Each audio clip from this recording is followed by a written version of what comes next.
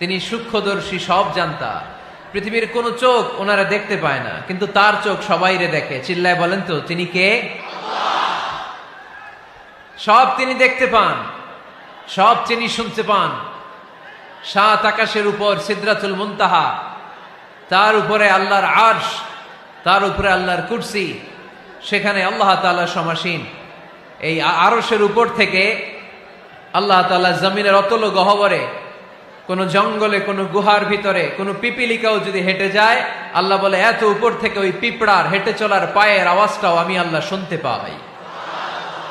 এজন্য কেউ যেটা শোনে না, শোনে কে? কেউ যেটা দেখে না, দেখে কে? কেউ যেটা পারে না, পারে কে? আওয়াজ করে বলেন, আল্লাহ কি আমাদের কাছে না দূরে? আমার বাবা মা আমার যত কাছের, তার চাইতো আমার বেশি কাছের কে?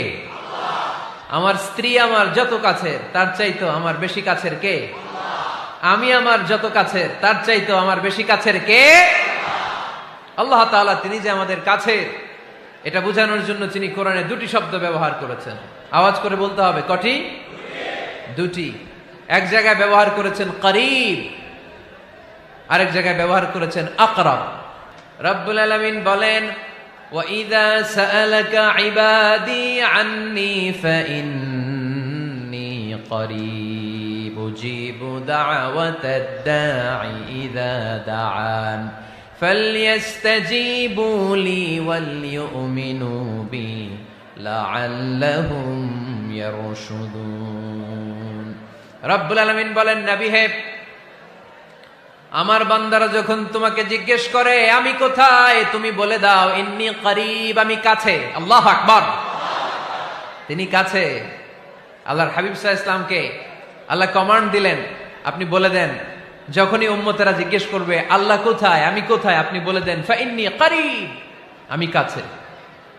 আরেক জায়গায় আল্লাহ ব্যবহার করলেন আকরাব, কাছে না। করিব মানে কাছে, আর আকরাব মানে সবচাইতে কাছে। The closest one, the most closest one, সবচাইতে কাছে। ওয়া নাহনু আকরাবু ইলাইহি মিন হাবলিল ওয়ারিদ। তোমার পেছনে যে স্পাইনাল কর্ড, শির দ্বারা, ব্যাকবোন, মেরুদণ্ড, যেটা আমাদের দেহের একেবারে মাঝখানে, আল্লাহ বলে আমি ওইটারও কাছে। কোন কোন মুফাসসিরিন ইকরাম বলেন, আমাদের যে খাদ্যনালী আর শ্বাসনালী, এটা আমার ঘাড়ের যত কাছে, আমার আল্লাহ আমার তার চাইতেও বেশি কাছে। তার মানে এই আয়াত দ্বয় থেকে আমরা বুঝতে পারলাম আল্লাহ দূরে নন, তিনি আমাদের কাছে। তিনি আমাদের কাছে, ডাকলেই তিনি সাড়া দেন। সুবহানাল্লাহ পড়েন। ভায়া হয়ে তার কাছে যাওয়া লাগে না, মিডিয়া হয়ে যাওয়া লাগে না। আমার সাথে দেখা করতে হইলে কত ভায়া হয়ে আসা লাগে, পাওয়া যাচ্ছে না। কিন্তু আল্লাহরে পাইতে হইলে অ্যাপয়েন্টমেন্ট লাগে। আওয়াজ করে বলতে হবে, মুসলমান, আল্লাহরে কাছে পেতে সিরিয়াল লাগে। আল্লাহ বলে ডাক দিলেই আমার আল্লাহ আমার ডাকে সাড়া দেয়। চিল্লায় বলেন ঠিক কিনা? এজন্য বুখারীর বর্ণনায় বিশ্বনবী বললেন, ফাইন যাকারানি ফি নাফসি যাকারতুহু ফি নাফসি। আমার বান্দা যদি আমারে একা একা ডাকে, মুহূর্তের মধ্যে আমি আমার বান্দারেও একা একা ডাকতে শুরু করে দে। ফাইন যাকারানি ফি নাফসি যাকারতুহু ফি নাফসি। আমার কোন বান্দা যদি আমারে একা একা স্মরণ করে, আমি আমার বান্দারে একা একা স্মরণ করি। ওয়া ইন যাকারানি ফি মালাইন যাকারতুহু ফি মালাইন খায়রিম মিনহু।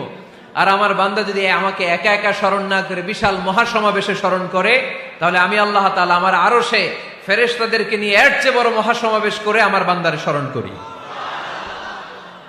ওয়া ইন তাকাররাবা ইলাইয়া বিশিবরিন তাকাররাবতু ইলাইহি যিরাআন। আমার বান্দা যদি আমার দিকে এক বিঘত আসতে চায়, আমি আমার বান্দার দিকে এক হাত এগিয়ে যাই।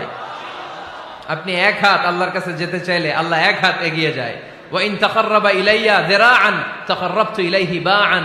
আমার কোন বান্দা যদি আমার দিকে এক হাত এগিয়ে আসে, আমি আমার বান্দার দিকে দুই হাত এগিয়ে যাই। ওয়া ইন আতানি ইয়ামশি আতাইতুহু হারওয়ালা। আমার বান্দা যদি আমার দিকে হেঁটে হেঁটে আসতে চায়, আমি আমার বান্দার কাছে যাওয়ার জন্য দৌড়ে দৌড়ে ছুটে যাই। এজন্য আওয়াজ করে বলতে হবে, আল্লাহ কাছে না দূরে? আরো জোরে, কাছে না দূরে? দ্য মোস্ট ক্লোজেস্ট ওয়ান, সবচাইতে কাছে। চাইলেই আমরা আল্লাহর কাছে যেতে পারি। আমরা আজকে জেনে যেতে চাই কি কাজ করলে আল্লাহর নৈকট্য পাওয়া যায়, কি কাজ করলে আল্লাহর কাছে যাওয়া যায়। দুইটা সোর্স থেকে জানবো। কয়টা সোর্স? এক হচ্ছে কোরআন, আরেক হচ্ছে সুন্নাহ। আওয়াজ করে জবাব দেন, এক হচ্ছে আরেক হচ্ছে। তো আসেন কোরআনকে আমরা জিজ্ঞেস করি, কোরআন তুমি আমাদেরকে বলো কি করে আমরা আল্লাহর কাছে যেতে পারি, কি করে আমরা আল্লাহর কাছের বান্দা হতে পারি, কি করে আমরা আল্লাহ তাআলার নৈকট্য পেতে পারি। এবার কোরআন আমাদেরকে প্রেসক্রিপশন দিচ্ছে, শোনো, তোমরা যদি আল্লাহর নৈকট্য প্রাপ্ত বান্দা হতে চাও তাহলে সেজদায় লুটিয়ে পড়ো। কোরআনের নির্দেশ হচ্ছে সেজদায় লুটিয়ে পড়ো, আল্লাহর নৈকট্য হাসিল করো। ওয়াসজুদ ওয়াক্তারিব, সূরা আলাকের শেষ আয়াতের শেষাংশে আল্লাহ আমাদেরকে শিখাইয়া দিচ্ছেন, আমার কাছে আসতে চাও, ওয়াসজুদ, সেজদায় লুটিয়ে পড়ো, ওয়াক্তারিব, আমার কাছে চলে আসো। সুবহানাল্লাহ পড়েন। বান্দা যখন সেজদায় লুটিয়ে পড়ে তখন বান্দা আল্লাহ তাআলার সবচেয়ে কাছে চলে যায়। ফাকসিরু ফীহি দুআ, তাই তোমরা বেশি বেশি দোয়া করো। সেজদায়ে নত হও, অশ্রু ছাড়ো, প্রভুর শরণে হৃদয় গাড়ো। সেজদায়ে নত হও, অশ্রু ছাড়ো, প্রভুর শরণে হৃদয় গাড়ো। প্রাণ খুলে সব ব্যথা বলো প্রভুকে, বলো প্রভুকে। রাত কি কেটে যাবে ঘুমে অলসে, রাত কি কেটে যাবে ঘুমে অলসে। তুমি কি জানবে না তোমার নিজেকে, প্রভুকে। রাত কি কেটে যাবে ঘুমে অলসে, ঠিক কিনা? ঘুমে অলসে আমাদের রাত কেটে যায়, সেজদা দেওয়ার সময় নাই। কখন প্রভুর দরবারে হাজিরা দেব, কখন সেজদা দেব? আল্লাহর হাবিব সাল্লাল্লাহু আলাইহি ওয়াসাল্লাম বললেন, আকরাবু মা ইয়াকুনুল আবদু মির রাব্বিহি ওয়া হুয়া সাজিদ ফাকসিরু ফীহি দুআ। তোমরা যখন সেজদায় লুটিয়ে পড়ো তখন তোমরা আল্লাহর সবচাইতে কাছে চলে যাও। এজন্য ওই সময় বেশি বেশি আল্লাহর কাছে চেয়ে নাও। সুবহানাল্লাহ পড়েন। মনের যত আকুতি আছে, যত জ্বালা আছে, যত বেদনা, সেজদায় পড়ে আল্লাহরে বলার দরকার আছে না নাই? কারণ কেউ যেটা শোনে না, শোনে কে? পরীক্ষায় ভালো করতে চান, সেজদায় লুটিয়ে পড়ে আল্লাহরে বলেন। নেককার স্ত্রী চান, সেজদায় পড়ে আল্লাহরে বলেন। নেককার সন্তান চান, সেজদায় লুটিয়ে পড়ে আল্লাহরে বলেন। বিসিএস পরীক্ষায় টিকতে চান, সেজদায় লুটিয়ে পড়ে আল্লাহকে বলেন। পাসপোর্ট দিয়ে রেখেছেন, ভিসা হয় না, সেজদায় লুটিয়ে পড়ে আল্লাহরে বলেন। মনের যত জ্বালা, যত যন্ত্রণা, যত আকুতি, যত হাহাকার, সেজদায় লুটিয়ে পড়ে আল্লাহরে বলেন। কারণ আল্লাহর দরবার এমন দরবার, এই দরবার থেকে কেউ কোনোদিন খালি হাতে ফিরে না। চিল্লায় বলেন ঠিক কিনা? কেউ ফিরে না খালি হাতে আল্লাহরে তোর দরবারেতে, তাই না? আকরাবু মা ইয়াকুনুল আবদু মির রাব্বিহি ওয়া হুয়া সাজিদ। বান্দা যখন সেজদায় লুটিয়ে পড়ে বান্দা আল্লাহর সবচাইতে কাছে চলে যায়। এই কথাটা মনে থাকবে আপনাদের সবার। আমরা কখন আল্লাহর সবচেয়ে কাছে যাই? আওয়াজ করে বলেন। যখন আমরা সেজদায় পড়ে থাকি। আপাত দৃষ্টিতে মনে হয় সেজদাটা যখন দেই জায়নামাজের উপরে আমার কপালটা পড়ে, সেজদাটা যখন দেই মসজিদের টাইলসের উপরে আমার সেজদাটা পড়ে, সেজদাটা যখন দেই মনে হয় যে মসজিদের কাপড়ের উপর আমার কপালটা পড়ে। কিন্তু বিশ্বনবী বলেন না, তোমার কপালটা আল্লাহর কুদরতি পায়ের উপরে পড়ে। আকরাবু মা ইয়াকুনুল আবদু মির রাব্বিহি ওয়া হুয়া সাজিদ। বান্দা যখন সেজদায় লুটিয়ে পড়ে বান্দা আল্লাহর সবচাইতে কাছে চলে যায়। তাহলে কোরআন আমাদেরকে জানালো, যদি আল্লাহর প্রিয় হতে চাও সেজদায় লুটিয়ে পড়ো। আল্লাহর প্রিয় হতে চাইলে কি করব? আওয়াজ করে বলেন কি করতে হবে? আল্লাহর হাবিব সাল্লাল্লাহু আলাইহি ওয়াসাল্লাম লম্বা সময় ধরে রাতে সেজদায় পড়ে থাকতেন। আল্লাহর হাবিব সাল্লাল্লাহু আলাইহি ওয়াসাল্লামের সাহাবারা সব সময় লম্বা লম্বা রুকু দিতেন, লম্বা লম্বা সেজদা দিতেন। কিন্তু আমরা রুকুর মধ্যে তাড়াহুড়ো করি, সেজদা দিতে যে তাড়াহুড়ো করি, এরকম আছে না নাই? আপনারা তাড়াহুড়ো করেন? করবেন না আমার ভাইয়েরা। There is no rushing in সালাহ। সালাতে তাড়াহুড়ো নেই। There is no hastiness in সালাহ। সালাতে কোনো তাড়াহুড়ো নেই। সল্লু সালাতান মুআদ্দি', এমন ভাবে নামাজে দাঁড়াবেন মনে করবেন এটাই হতে পারে আমার জীবনের শেষ নামাজ, ঠিক কিনা? পারফর্ম দ্য সালাহ as if this is your last and final prayer. এমন ভাবে মুসল্লায় দাঁড়ান মনে করেন এটাই হতে পারে জীবনের শেষ নামাজ, this is my last chance. এখন বাজে 3:30।